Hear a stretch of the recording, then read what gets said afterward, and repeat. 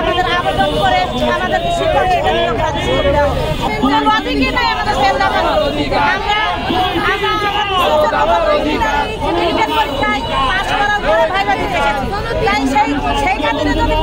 শিক্ষা প্রতিষ্ঠানের দিয়েছেন ৬০,০০০ জাল সনদকারীকে মানবতার দৃষ্টিতে কাজে বহাল রাখার জন্য।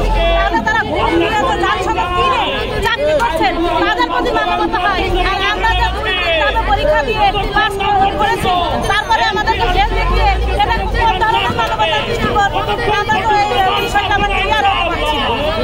দেশের ভিতরে শিক্ষা ব্যবস্থাকে সর্বনিম্ন স্তরে নেওয়ার জন্য কূটনৈতিকভাবে আমাদেরকে ফেল দেখিয়ে রাস্তায় নামানো হয়েছে, দেশে একটা অস্থিতিশীল অবস্থা তৈরি করার জন্য।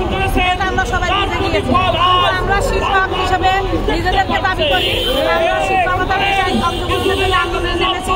আমরা এখনো পর্যন্ত আমরা কোনো আন্দোলন কার্যকলাপে জড়াই নাই। ২২ তারিখে পুলিশ আমাদের উপরে হামলা করেছিল, আমরা রাস্তা ব্লক করেছিলাম, তখন পুলিশ আমাদের উপরে টিয়ার গ্যাস নিক্ষেপ করেছিল, জলকামান নিক্ষেপ করেছিল, করেছিল। তারপরও আমরা কোনো প্রতিবাদ করি নাই। আমরা এইভাবে শান্তিপূর্ণভাবে আমরা আন্দোলন করে যাচ্ছি। কোর্ট থেকে আমাদেরকে রায় দেওয়া হয়েছে সবাইকে সনদ দেওয়ার জন্য, কিন্তু এনটিএসসি চেয়ারম্যান নবী সাহেব তিনি আবার পুনরায় আপিল করেছেন, চান না। আর সে যে কি চান এটাই আমরা এখন বুঝি না। তিনি আমাদের সাথে কোনো আলোচনাও করে নাই।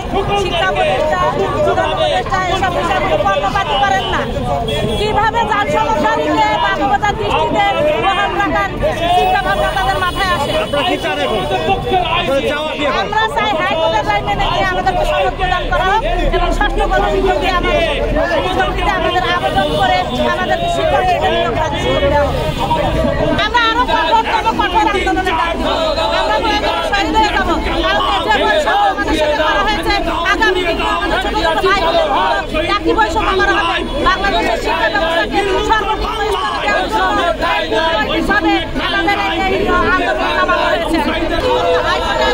রায় দিয়েছে যে ৩ কর্মদিবসের ভেতরে আমাদের ২১,০০০ প্যাকেজের জন্য সনদ প্রদান করা হয়। আমাদের সাথে আলোচনাই বসেন নাই, তিনি অফিসে পারেন না, ভেতর থেকে লক করে এনারা অফিস করেন। আর জিজ্ঞাসা করলে বলে যে চেয়ারম্যান অফিসে নাই, কোথায় আছেন কেউ জানে না। আর তিনি আবার যখন হাইকোর্ট থেকে রায় দেওয়া হয়েছে তখন তিনি আবার পুনরায় আপিল করেছেন হাইকোর্টে, তিনি আমাদেরকে সনদ দিতে চান না।